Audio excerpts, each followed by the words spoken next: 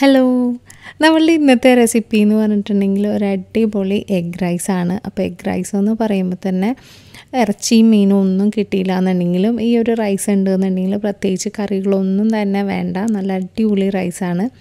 അതിന് വേണ്ടിയിട്ട് ഞാനിവിടെ ആദ്യം അതിലേക്കുള്ള ബാസ്മതി റൈസൊക്കെ ഒന്ന് കുക്ക് ചെയ്ത് വെച്ചിട്ടുണ്ട്, ഫുള്ളായിട്ട് കുക്ക് ചെയ്ത് വെച്ചിട്ടുണ്ട് കേട്ടോ. അപ്പോൾ അത് 1.5 കപ്പ് അളവിൽ അരി 3 കപ്പ് വെള്ളത്തിൽ ഉപ്പ് മാത്രം ഇട്ടിട്ട് നന്നായിട്ടൊന്ന് വേവിച്ച് വെച്ചതാണ്. പിന്നെ നമുക്കിതിലേക്ക് 4 കോഴിമുട്ട ആവശ്യമുണ്ട്, അതും ഞാൻ എടുത്ത് വെച്ചിട്ടുണ്ട്.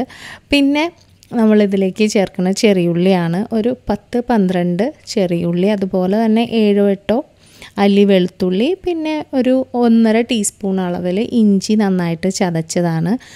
അപ്പോൾ ഇത് നമ്മൾ സൺഫ്ലവർ ഓയിലാണ് ചെയ്തെടുക്കുന്നത്. അപ്പോൾ സൺഫ്ലവർ ഓയിൽ ഒന്ന് നന്നായിട്ട് ഹീറ്റ് ചെയ്തതിന് ശേഷം ഒരു 4 അല്ലി വെളുത്തുള്ളി അരിഞ്ഞതും അതിൻ്റെ നമ്മൾ ഇഞ്ചി ചതച്ചതിൻ്റെ ഏകദേശം ഒരു പകുതി ഭാഗവും കൂടെ ആദ്യം ഒന്ന് നന്നായിട്ടൊന്ന് വഴറ്റിയെടുക്കുക.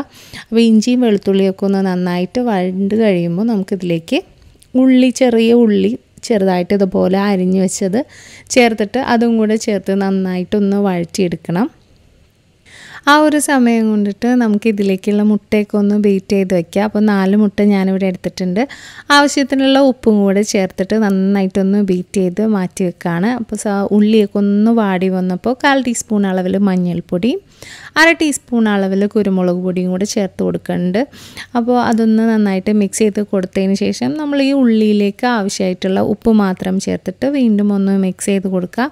ഇനി ഈ ഒരു ഉള്ളിയിലേക്ക് ഇട്ട ആ ഒരു പൊടികളുടെയൊക്കെ ആ ഒരു റോസ് സ്മെല്ലൊക്കെ ഒന്ന് മാറി വരുമ്പോൾ നമുക്കതിലേക്ക് നേരത്തെ ബീറ്റ് ചെയ്ത് വെച്ച മുട്ട ഇതിലേക്ക് ചേർത്ത് കൊടുത്തിട്ട് ഉടനെ തന്നെ ഇതുപോലെ വിസ്ക് വെച്ചിട്ടോ അല്ലാന്നുണ്ടെങ്കിൽ ഒരു സ്പൂൺ വെച്ചിട്ട് നന്നായിട്ട് വേഗം മിക്സ് ചെയ്ത് കൊടുക്കുക. എങ്കിൽ മാത്രമാണ് നമുക്ക് തരിയായിട്ട് പെട്ടെന്ന് തന്നെ മുട്ടയൊക്കെ നന്നായിട്ട് പൊടിഞ്ഞ് വെന്ത് കിട്ടുള്ളൂ. അങ്ങനെ കിടക്കുമ്പോൾ ആ ഒരു പരുവത്തിൽ റൈസിൽ കിടക്കണ കാണാനാണ് കേട്ടോ ഒരു ഭംഗിയുള്ളത്.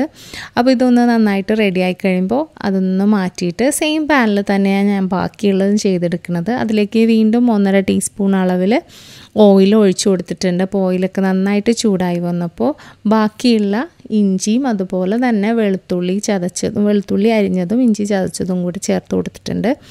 അതൊന്ന് വഴറ്റി അതൊന്ന് റെഡിയായിട്ട് വരുമ്പോൾ നമുക്കിതിലേക്ക് സവാളയാണ് ചേർത്ത് കൊടുക്കേണ്ടത്. അപ്പോൾ സവാള ഞാനിവിടെ ഒരു വലിയ സവാളയാണ് എടുത്തേക്കുന്നത്, ചെറുതാണെന്നുണ്ടെങ്കിൽ 2 എണ്ണമൊക്കെ എടുക്കണം കേട്ടോ ഏകദേശം. അപ്പോൾ സവാളയും കൂടെ ചേർത്തിട്ട് സവാളയും ഒന്ന് നന്നായിട്ടൊന്ന് വഴറ്റിയെടുക്കണം. പിന്നെ സവാളയുടെ കൂടെ തന്നെ നമ്മളിവിടെ പച്ചമുളകാണ് ചേർക്കുന്നത്. ഒരുപാടൊന്നുമില്ല, 2 ചെറിയ പച്ചമുളകാണ്, അത്യാവശ്യം എരിവുള്ളത് കൊണ്ട് 2 എണ്ണം മാത്രമേ ചേർത്ത് കൊടുത്തിട്ടുള്ളൂ. പിന്നെ അതിലേക്ക് ഒരു ചെറിയൊരു ക്യാരറ്റ് ഇതുപോലെ ഗ്രേറ്റ് ചെയ്തിട്ട് അതും കൂടെ ചേർത്ത് കൊടുക്കുന്നുണ്ട്. അപ്പോൾ തീരെ നേരിയതായിട്ട് ഗ്രേറ്റ് ചെയ്ത ക്യാരറ്റ് ആയതുകൊണ്ട് തന്നെ ഒരുപാട് നേരമൊന്നും വഴറ്റി ഒരുപാട് വേവിച്ച് കുളമാക്കി കളയരുത്. ഒന്ന് ചെറുതായിട്ടൊന്ന് വാടി വരുമ്പോൾ തന്നെ നമുക്കതിലേക്ക് ബാക്കിയുള്ള പൊടികളൊക്കെ ചേർത്ത് കൊടുക്കാം.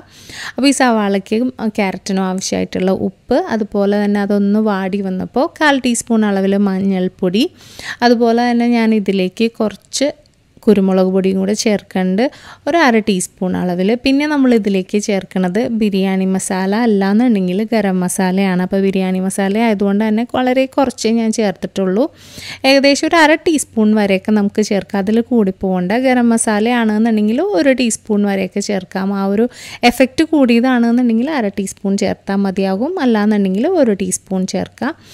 അപ്പോൾ അതും കൂടെ ചേർത്ത് നന്നായിട്ടൊന്ന് മിക്സ് ചെയ്തിട്ട് ആ മുട്ട നമ്മൾ ചിക്കി വെച്ചതും കൂടെ ഞാൻ ഇതിലേക്ക് ചേർത്തിട്ട് ആ മുട്ടയിലേക്ക് ആ ഒരു മസാലയൊക്കെ ഒന്ന് നന്നായിട്ട് പിടിക്കുന്നിടം വരെ ഒന്ന് ലോ ഫ്ലെയിമിൽ ഇട്ടിട്ട് ഒന്ന് കുക്ക് ചെയ്യുക. അത് കഴിയുമ്പോൾ നമ്മൾ നേരത്തെ വേവിച്ച് വെച്ചിട്ടുള്ള ആ ഒരു റൈസ് ഇതുപോലെ ഉടച്ച് ഇതിലേക്ക് ചേർത്ത് കൊടുക്കുക. ഇത്രയേ ഉള്ളൂ, ഇനി ഒരുപാട് പണികളൊന്നും ഇല്ല. ഇനി റൈസ് ഒന്ന് ഉടഞ്ഞു പോകാതെ ഒന്ന് നന്നായിട്ടൊന്ന് മിക്സ് ചെയ്ത് ചേർത്ത് കൊടുത്തേക്കാം.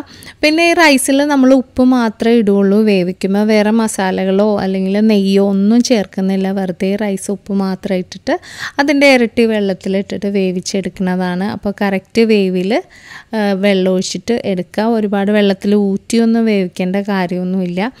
അപ്പോൾ ഇത്രയേ ഉള്ളൂ നമ്മളുടെ മുട്ട ചോറ് ഇവിടെ റെഡി ആയിട്ടുണ്ട്. അപ്പോൾ ഒരു തവണയെങ്കിലും ഇതൊന്ന് ട്രൈ ചെയ്ത് നോക്കുക. നമ്മൾ സാധാരണ നോർമലായിട്ടുള്ള ചോറ് വെച്ചിട്ടും ചെയ്യാവുന്നതേ ഉള്ളൂ കേട്ടോ. അപ്പോൾ ബസ്മതി റൈസ് ആണെന്നുണ്ടെങ്കിൽ സെർവ് ചെയ്യണതിന് തൊട്ട് മുന്നേ ആയിട്ട് കുറച്ച് മല്ലിയിലയും കൂടെ ഒന്ന് സ്പ്രെഡ് ചെയ്തേക്കുക. അപ്പോൾ നോർമൽ റൈസ് ആകുമ്പോഴത്തേക്ക് മല്ലിയിലയുടെ ഒന്നും ആവശ്യമില്ല.